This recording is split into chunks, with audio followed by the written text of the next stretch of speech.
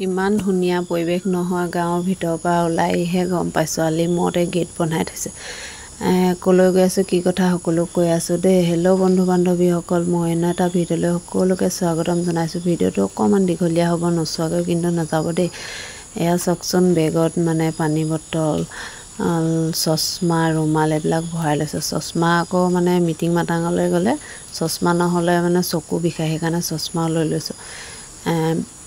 লাহিং অঞ্চলতে মিটিং এখন আছে মইনী সমজিলা আয়ুক্ত কাৰ্যালয়ৰ উদ্বোধনী অনুষ্ঠান আছে তালৈ বুলি আমি গৈছোঁ গাড়ী দিছে পিছে দেই আমি গাড়ীৰ পৰা নামি এডোখৰ গৈ আছোঁ লগত আমাৰ এয়া লগৰসকল এখন আছে মেইন গেট আমাৰ গাঁৱৰ পৰা আৰম্ভ হৈছে গেট এখন মণ্ডপটোৰ মেইন গেট এইটো চাওকচোন মণ্ডপটো ইমান সুন্দৰকৈ সজাইছে তাৰপৰা তেতিয়া ফুটপাথৰ কাষেৰে যায় গাড়ীত বহুতে সদায় সিট বেল্ট লগাবই আমাক আকস্মিক দুৰ্ঘটনাৰ পৰা বচাব সংকেতৰ সেউজীয়া হওঁতেহে বাহন আগবাঢ়িব লাগে হালধীয়া মানে বাহনৰ দ্ৰুততা হ্ৰাস কৰা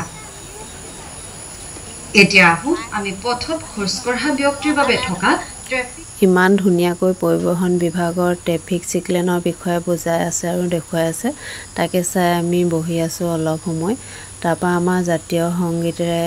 মিটিংখন আৰম্ভ কৰিছে তাকো অকণমান দেখুৱাইছোঁ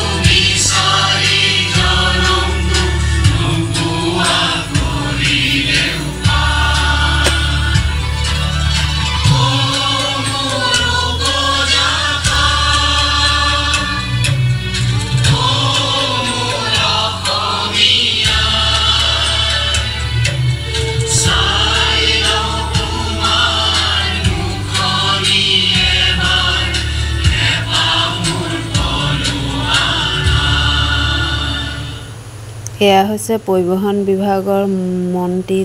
যোগেন মোহন ডাঙৰীয়া লগতে আমাৰ মইনী সমষ্টিৰ বিধায়ক ৰূপজ্যোতি কুৰ্মী ডাঙৰীয়া আৰু জিলা পৰিষদ সুৰজিত শইকীয়াদেৱ লগতে